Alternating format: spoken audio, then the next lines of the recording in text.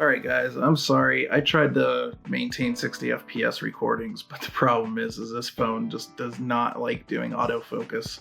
And I'm putting as much light on my face as I can, so we're back to 30. So today we're talking about Switch games, Switch collecting, so to speak. So there's different things you can look for when collecting Switch games. Now, there's a couple reasons I collect for Switch. One of the reasons I mainly have started getting physical media on Switch as opposed to digital. When the Switch came out, I really only saw the physical media being like popular stuff like AAA games. Boy, was I mistaken on that. Actually, Switch cartridges are not terrible to produce. They're not cheap. They're not as cheap as a disc, but they're not terrible. So some indie developers have gone out there on their own to create their own versions of discs or own versions of carts. And some third parties have formed to do just that for indie developers. So as soon as I started seeing like indie games pop up, like right after the Switch came out, then I started becoming more interested in getting the physical media of it. The other thing I like about the Switch is the fact that it is a cart-based system. Carts over time have held up much better than optical media, magnetic media like floppy disks and stuff. Those things tend to get bit rot after a while. Optical media a little bit better, but I actually have optical media for the PS1 and Sega CD that was in my collection that got bit rot less than 20 years out. It's kind of insane. So like right now, Soul Blade and Namco Museum Volume 3 for me is completely done. Like it won't read. So even going for like classic collecting, I tend to get cartridge-based systems now only. So stuff like Nintendo, Super Nintendo, N64. I really only look for that stuff because I know it holds up much better over time, and it's harder to destroy a cart unless you're really negligent with it. So carts, from what I hear from certain developers, come in different shapes and sizes. There are technically, I think it's 5. So there's a 1, 2, and 4 gigabyte capacity cart that they make, but they actually make those 3 capacities the same, and they cost about the same. Then there's an 8 gig, a 16 gig, and a 32 gig. As far as I know, nobody's using a 32 gig. And then there's supposed to be at least planned 64 gig cart from Nintendo for the Switch.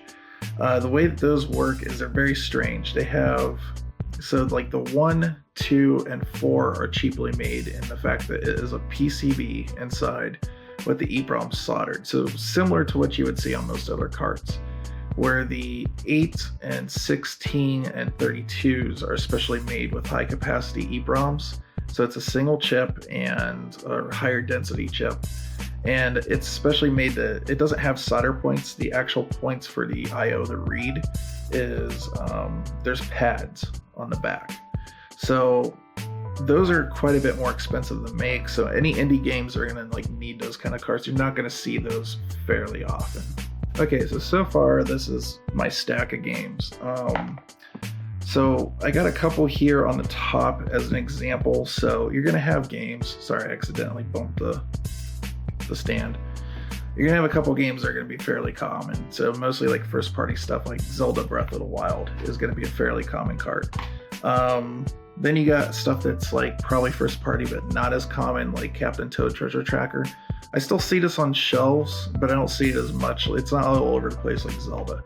These will both be pretty easy to find in years to come, but there is a little bit more of a rarity to some stuff like this.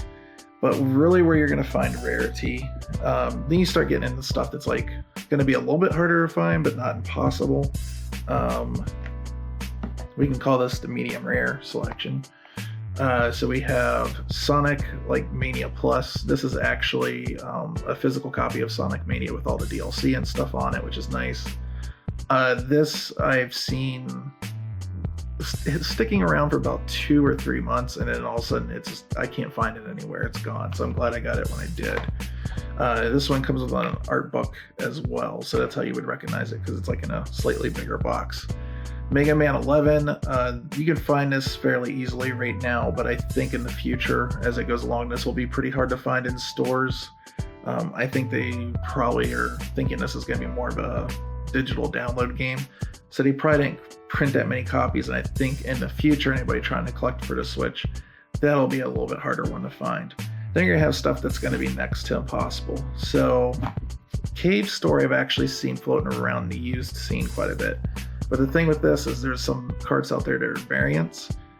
So this is a variant version of Cave Story. So what do I mean by that? This has been released everywhere, but Nicholas actually released this themselves, the publisher of the game. But it has a instruction manual and like a small like GameCube disc that's like the audio soundtrack. But only GameStop got the keychain as well on this.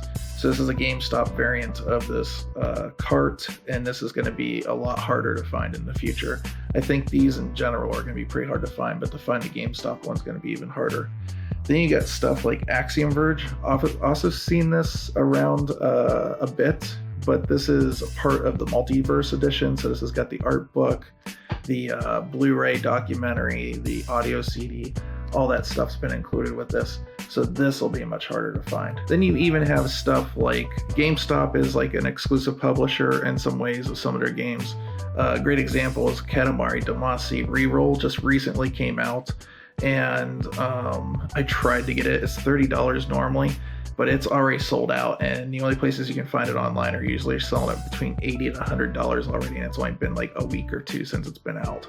So it gives you an idea of like how rare some of these printings are. And then if you're really getting into collecting and you really want to try to get a lot of stuff that might be rare in the future, what I would look to is some websites called Limited Run Games. They're a third-party publisher, so they'll go to a lot of indie studios and stuff after their games have been out for a while and say like, for instance, like Celeste was one that they just released recently, and I haven't gotten it yet because it takes a few months for them to produce it, so it's almost like a pre-order in a weird way. But that is something that they only do like 5,000 to 10,000 copies in some cases, but about the lowest as I've seen them do is about 5,000. Highest I've seen them do is just shy of 20,000 carts. I think Night Trap had like 17,000 or something like that, but it typically hovers between 5 and 10. That in that situation, you can go there. They'll like say we're going to release a game. You're going to order it on this date. It usually takes them a few months to have the production go because they usually get last run before everybody else actually getting the carts made and all that. And then those go out to everybody, and those will be incredibly hard to find in the future. And they have some special editions that'll be even harder, much harder to find in the future. And then there's also super rare games, and they have a couple other games like say like Mutant Mud's collection and stuff like that that's really only going to be able to be found there. Now, as for me, I am enjoying collecting for the Switch in a way, but I'm trying to only collect for stuff that I know I want to play in the future or play now, for instance. I've done game collecting for many years, and it can get a little bit addictive. It can get a little bit out of control, so I've decided to kind of pull that back. And so like when something hits, like I got recently like Celeste and Flint Hook, those are two games I know want to play, so I ended up getting those, but I'm not going crazy with it. So my library, maybe at the end of the Switch lifetime, will be like 40, 50 games at the most. But for a lot of people, I've seen people have filled up like 2-3 shelves already, and the system's not been out for 2 years. So it depends at what level you want to take it. If it's like Pokemon, you gotta get them all, or if you just want to get what you want in the collections and have to enjoy in the future, because some of that stuff is going to be a little bit harder to find. All right, so leave your feedback down below. Let me know what you think about game collecting on the Switch. I'd be interested to hear your guys' thoughts. Also, if you like this video, leave a thumbs up. Please consider subscribing. Ring the bell if you do on your way out, because that's how you'll get alerts from this channel. And I'll see you guys in the next video. Thanks. Bye.